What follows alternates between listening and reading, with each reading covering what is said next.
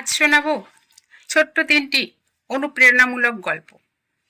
গল্প 1, 1 টাকার কাগজ।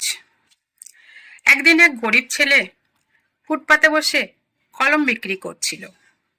সারাদিনে কেউ কিছু কিনল না। সন্ধ্যায় ক্লান্ত হয়ে সে দোকান গোছাচ্ছিল। তখন একজন ভদ্রলোক এসে বলল, তুমি কি এই 1 টাকার কাগজটা নিতে চাও? ছেলেটি অবাক, কিন্তু মাথা নাড়ল। কাগজটা মুঠোয় নিতেই ভদ্রলোক বললেন, এটা সাধারণ কাগজ নয়, এটা 1 টাকার নোট। দাম কম, কিন্তু এটা দিয়ে তুমি খাবার কিনতে পারো, আবার বিনিয়োগ করতেও পারো।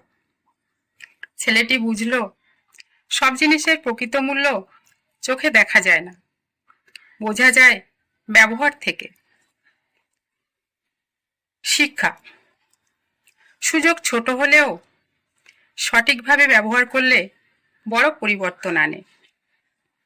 গল্প 2, শূন্য থেকে শুরু। এক তরুণ প্রতিদিন সকালে নদীর ধারে বসে ভাবত, আমার কিছুই নেই। একদিন এক বৃদ্ধ এসে বলল, তোমার কি 2টি হাত আছে? সে বলল, আছে। 2টো পা আছে? সে বলল, হ্যাঁ আছে। তাহলে তুমি শূন্য থেকে শুরু করছো না কেন? তুমি শুরু করছো কোটি টাকার সম্পদ নিয়ে। তখন তরুণ বুঝলো, আমাদের যা আছে সেটাকেই মূলধন করে কাজ শুরু করতে হবে, অভাব নিয়ে বসে থাকা নয়। শিক্ষা: নিজের বর্তমান সামর্থ্যকে অবহেলা করো না, এটাই তোমার প্রথম পুঁজি। গল্প 3, শেষ পাথর। এক রাজমিস্ত্রি প্রতিদিন ইট গেঁথে দেওয়াল তুলত। একদিন সে ভাবল, এই শেষ ইটটা দিয়ে দেওয়াল শেষ করবে, কিন্তু এটার জন্য বেশি যত্নের দরকার নেই। তবুও সে শেষ ইটটা আগের চেয়েও বেশি নিখুঁতভাবে বসালো। রাজা এসে দেখে খুশি হয়ে বললেন, শেষ ইটটাই পুরো দেওয়ালের সৌন্দর্য নির্ধারণ করে।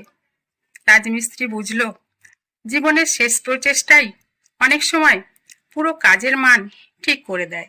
শিক্ষা: শেষ মুহূর্তেও সেরাটা দাও, কারণ এটাই মানুষ মনে রাখে।